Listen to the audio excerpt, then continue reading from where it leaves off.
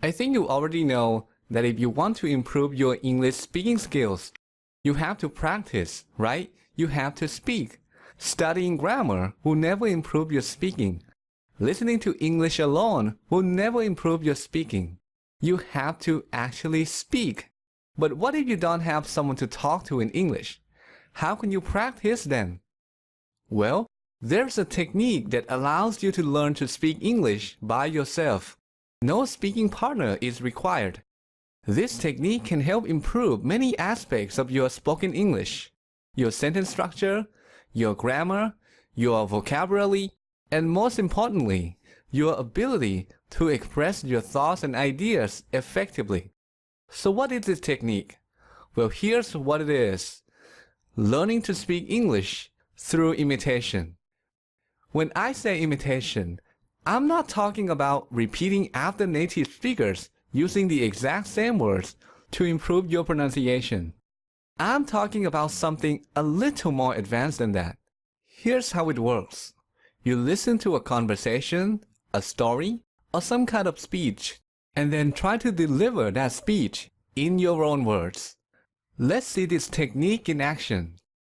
When I was a child, When he was a child, my parents liked to pretend, like many other parents, his parents liked to pretend like many other parents.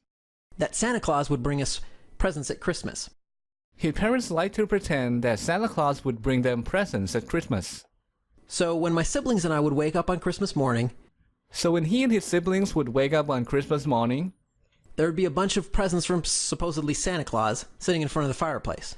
there'd be a bunch of presents from supposedly Santa Claus sitting in front of the fireplace. So that's how it works. But that's just one way to do it. There are other ways too. For example, instead of imitating very small portions of speech, like phrases and short sentences, you can imitate larger portions of speech. So in this case, you wait until the speaker completes a thought or an idea, then pause and try to express that idea yourself.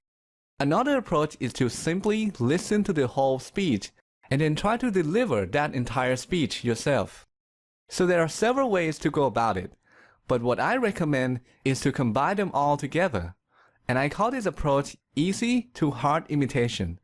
Easy to hard imitation is based on the concept of progressive training. The idea is that you start with something easy and then increase the difficulty of the activity, forcing yourself to get better.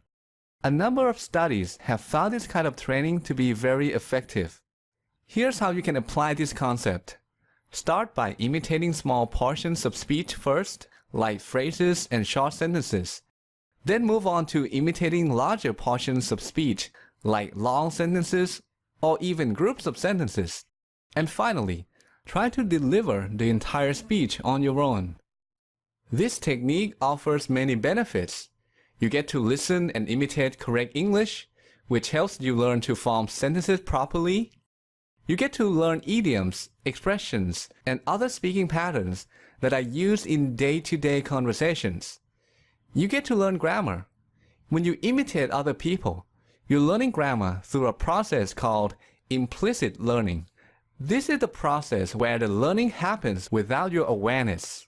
This is how babies and children learn the grammar rules of their first language. When you imitate, you don't think about grammar. You're not trying to understand why the present perfect tense is used in this situation or in that situation. Instead, you're focused on communication, on understanding and expressing ideas. You're still learning grammar, but you're not aware that it's happening. This is one of the proper ways